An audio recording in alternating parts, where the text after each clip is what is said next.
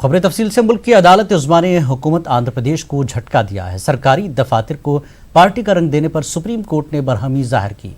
Andhra Pradesh high court ने भी सरकारी दफातर को पार्टी का रंग न देने का हुक्म जारी किया था। हुकूमत आंध्र प्रदेश ने हाई कोर्ट के फैसले को चैलेंज करते हुए सुप्रीम कोर्ट से रुजू किया था। सुप्रीम कोर्ट ने हाई कोर्ट के फैसले को बरकरार रखते हुए अंदरून 4 हफ्ते सरकारी दफातर से पार्टी के कलर को निकालने का हुक्म जारी किया है।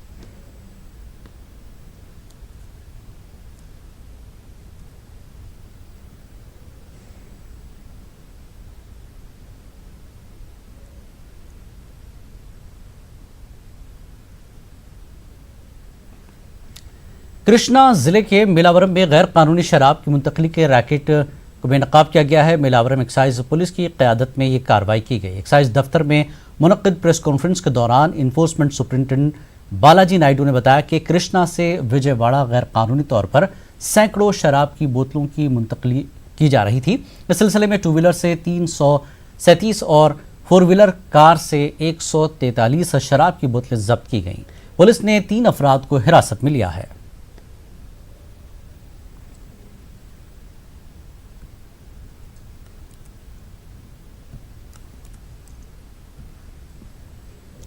आंध्र प्रदेश में कोरोना वायरस के 180 नए मामले दर्ज हुए हैं। गुज़श्ता 24 घंटों के दौरान रियासत में 8066 मुश्तबा अफराद का कोरोना टेस्ट किया गया। रियासत में कोरोना से मुतासर मरीजों की तादाद 3900 के पार हो गई। अब तक कोरोना से रियासत भर में 68 लोगों की मौत हो चुकी है।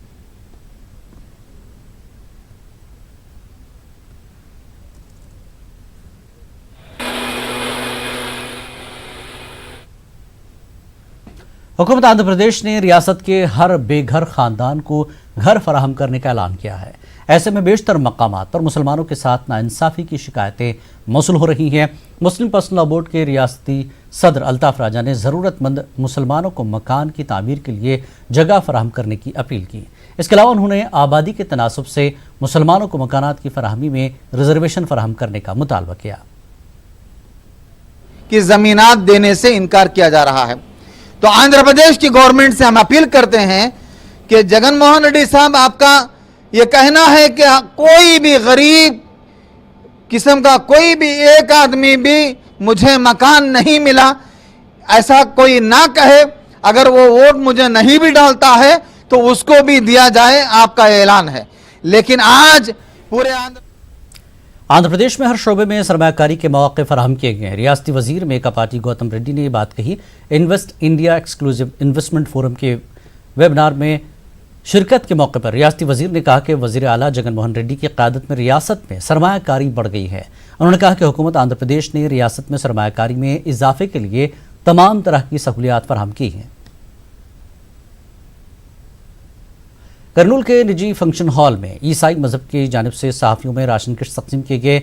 लॉकडाउन और कोरोना वायरस के दौरान सहाफ़ियों की खिदमात को सराहते हुए राशन तकसीम किया गया।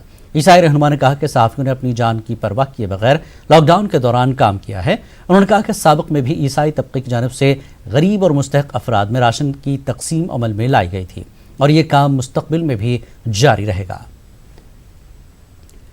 करनूल जिला अक़लियती बहबूद के दफ्तर में शजरकारी प्रोग्राम मुनक़्क़िद हुआ। अक़लियती बहबूद के अफसर महबूब बादशाह की क़यादत में शजरकारी प्रोग्राम मुनक़्क़िद हुआ। शजरकारी प्रोग्राम में KVR कॉलेज के तलबा, असातिज़ा और अक़लियती बहबूद के दफ्तर के अहदेदारों ने हिस्सा लिया।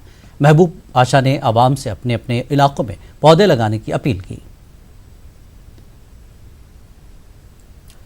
लॉकडाउन के सबब निजी इदारों में काम करने वाले हज़ारों अफराद का रोज़गार ख़तरे में पड़ गया है। DYFI ने निजी कंपनियों के ज़िम्मेदारों से अपील की कि वो छोटे मुलाजिमीन को मुलाजमत से बर्खास्त न करें, बल्कि उन्हें लॉकडाउन के दौरान की तनख्वाह भी अदा करें।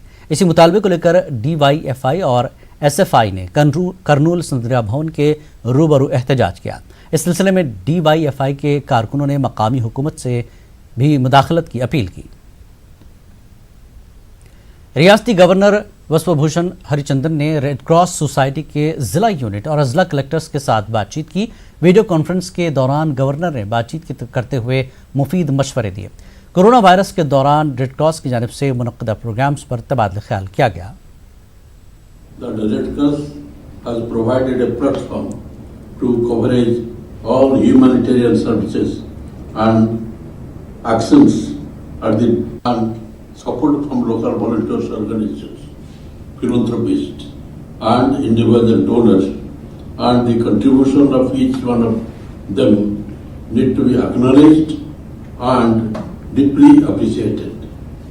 The chairman of the state branch extended